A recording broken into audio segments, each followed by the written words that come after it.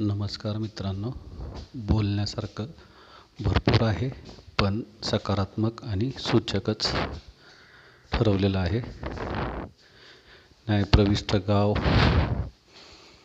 आणि गावातून 90% संमती, दिशाभूल, धुळपेक, नकारात्मकता, बऱ्याच पार्श्वभूमीवरती शक्तिपीठ हा वादग्रस्त ठरवण्याचा प्रयत्न सर्वदूर चालू आहे.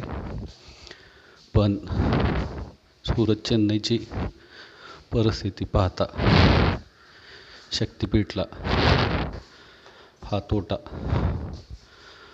मान्य होईल का?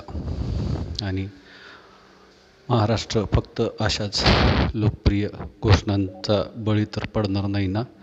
यामुळे फक्त सकारात्मक आणि सूचक. धन्यवाद.